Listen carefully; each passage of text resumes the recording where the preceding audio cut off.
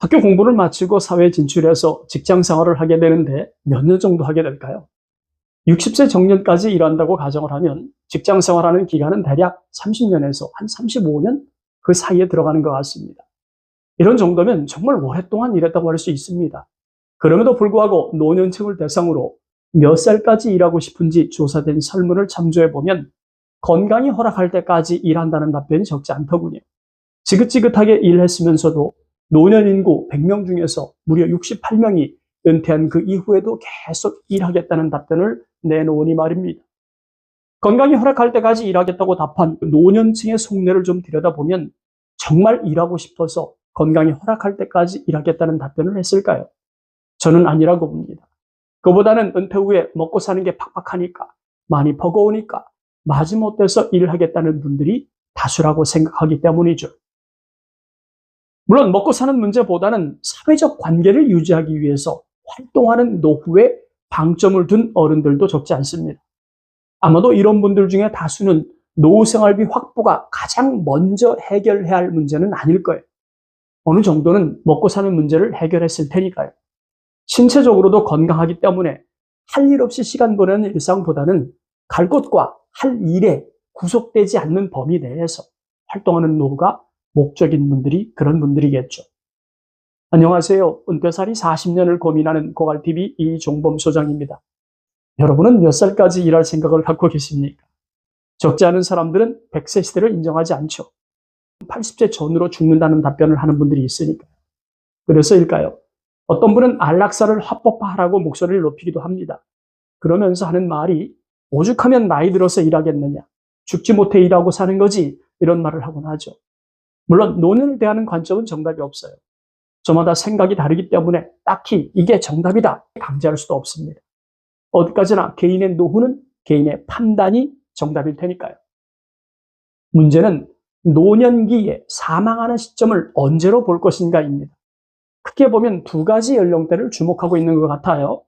80세 전후에 사망한다는 분들과 100세 언저리까지 살 거라고 생각하는 분들이 일반적인 시각이죠. 하지만 사망하는 시점을 몇 세로 예측을 했든 돈이 없는 노후가 재앙이 될 거라고 생각하는 점에서는 아주 공통적인 인식을 하고 있는 것 같습니다. 그렇다면 정년 이후에 80세 전후를 두고 살 것인지 100세를 염두에 두고 살 것인지에 따라서 노후 대비책은 상당 부분 차이가 발생합니다. 이미 은퇴한 상태이거나 은퇴를 준비하고 있다면 한 번쯤은 죽음의 시점을 고민하게 될 거예요.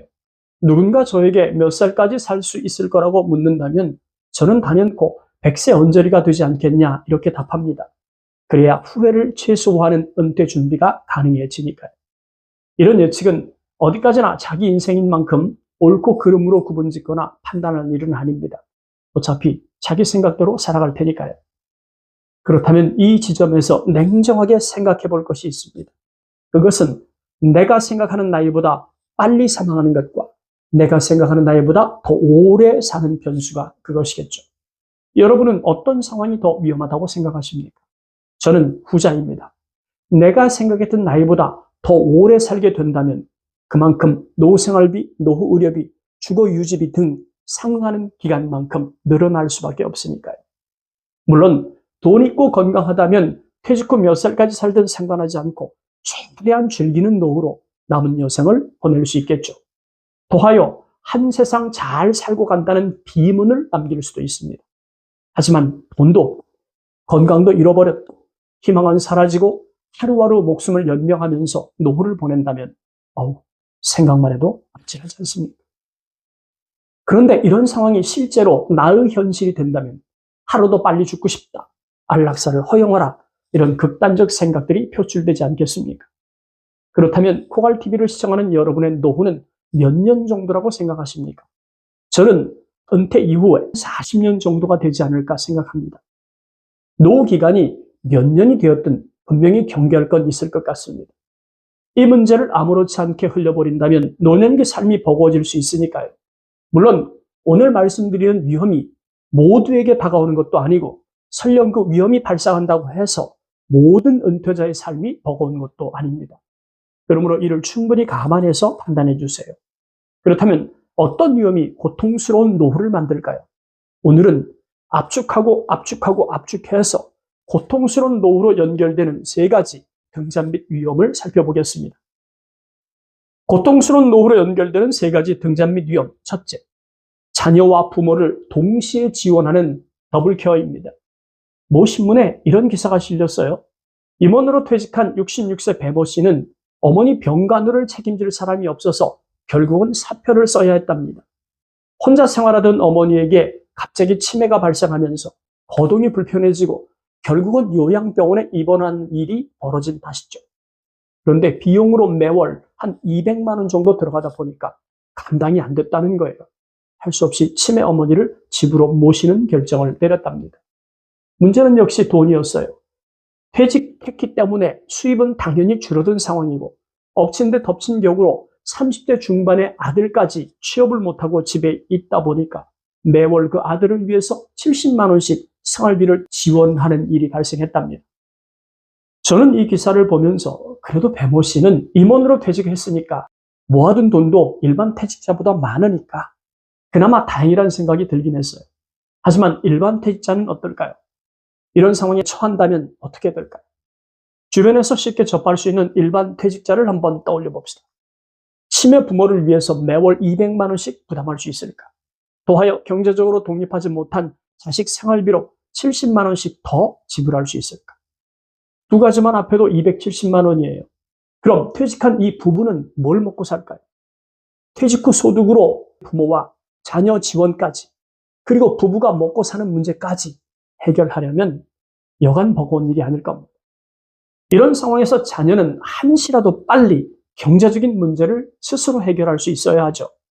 경제적으로 부모는 돕지 못해도 자기 힘으로 70만 원 이상은 벌어야 합니다.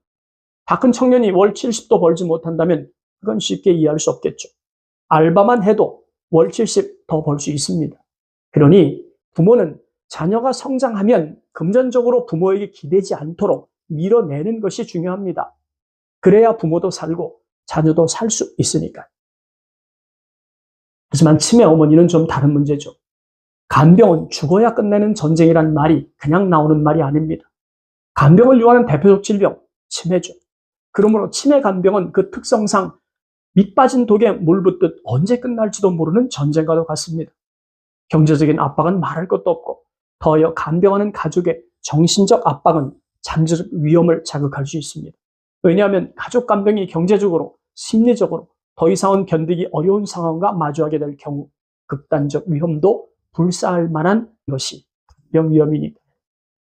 고통스러운 노후로 연결되는 세 가지 등잔 위험. 두 번째, 내 몸을 통제하지 않고 방치해서 발생하는 건강 위험입니다. 지극히 당연한 이야기라서 새삼스러울 게 없다는 거 잘 압니다. 그럼에도 불구하고 말씀드리는 것은 돈은 없어도 건강하면 버틸 수 있지만 돈도 없고 건강까지 잃어버리면 기나긴 노후를 버텨낼 수 있을까요? 요즘 60대는 한창 젊은 나이죠. 그런데 일하지 못할 만큼의 건강을 잃어버렸다면 그건 평소 살아오면서 자기 자신을 돌보지 못한 탓이라고 봅니다. 수명이 증가하는 요인은 많지만 그 중에서도 건강은 매우 중요하니까요. 그래서일까요? 현재 나이에 0.7을 곱한 나이가 진짜 나이라고 하더군요. 그렇다면 60세 진짜 나이는 42세라는 결론을 얻을 수 있습니다. 유엔에서 발표한 사람의 연령 단계를 보면 태어나서 17세까지는 미성년자, 18세부터 65세는 청년, 66세에서 79세 중년, 80세부터 99세를 노년, 그리고 100세 이상은 장수 노인이라고 구분을 했어요. 그렇다면 60세 언저리는 청년기에 해당합니다. 한창 건강하게 일해야 할 나이 아니겠습니까? 유전적인 요인이 아니라면 현재의 건강을 해친 주범은 바로 나 자신이라고 할 수 있겠죠. 김철중 의학 전문 기자는 이렇게 말하더군요. 인간이 자기 몸의 한 짓을 생각하면 천당 갈 사람 없다. 저는 이렇게 해석합니다. 과음, 과식, 흡연, 짜고 매운 음식, 단짠 음식 등을 통제하지 않는 것도 내 몸을 스스로 학대하는 행위라고 말이죠. 고통스러운 노후로 연결되는 세 가지 등잔 및 위험. 셋째, 부모로서 자식의 존경까지는 아니어도 자녀가 부정할 만한 부모로 사는 건 위험합니다. 과거에는 효사상이 살아있었기 때문에 자식을 위해서 평생을 바친 부모를 봉양하는 것은 지극히 당연하다고 받아들였죠. 하지만 1인 가구가 폭발하는 지금은 절대 아닙니다. 그렇다면 우리 자식들은 부모를 어떻게 생각할까요? 자식들은 부모를 보면서 알고도 배우고 모르게도 배운다는 말이 있습니다. 하지만 부모라는 이름으로 어린 자녀를 존중하지 않고 함부로 대하는 부모들이 적지 않죠. 얼마 전에 방영되었던 방송을 보면서 화가 난 적이 있었습니다. 영상에 소개된 어린 여자아이가 일면식도 없는 타인에게 아무렇지도 않게 거친 말을 쏟아내는 걸 봤거든요. 그런데 그 아이 부모의 언행을 영상으로 보면서 어린 딸이 왜 그렇게 거친 말을 타인에게 할 수 있었는지 충분히 짐작이 되더군요. 부모의 언행과 어린 딸의 언행이 크게 다르지 않았으니까요. 물론 안 좋은 걸 자녀에게 가르치는 부모는 없습니다. 하지만 부모는 자기 중심적이기 때문에 자녀들이 부모의 일거수일투족을 살피면서 철저하게 학습되고 있다는 사실을 잊어버리고 사는 게 일반적이죠. 부모 자식 간의 끈끈한 애정은 하늘에서 뚝 떨어지는 것이 아닙니다. 부모가 나이 들어서 자녀들의 홀대를 받는다면 그건 부모와 자녀 간에 설명하기 어려운 학습이 아주 오랫동안 이어졌을지도 모르겠다는 생각을 합니다. 부모로서 자녀들의 신망을 잃어버리지 않으려면 나이고화를 떠나서 자녀를 존중하는 부모의 언행이 정말 중요하다는 교훈을 잊지 맙시다. 이제 마칠 시간입니다. 오늘은 고통스러운 노후로 연결되는 3가지 등잔 및 위험을 추려보았습니다. 첫째, 경제적으로 노부모와 성인 자녀를 동시에 지원하는 더블 케어입니다. 둘째, 내 몸을 통제하지 않아서 방치해서 발생하는 건강 위험이죠. 마지막 셋째, 부모로서 자식의 존경까지는 아니어도 자녀들이 부정할 만한 부모로 사는 건 위험합니다. 오늘 영상 마칩니다. 감사합니다.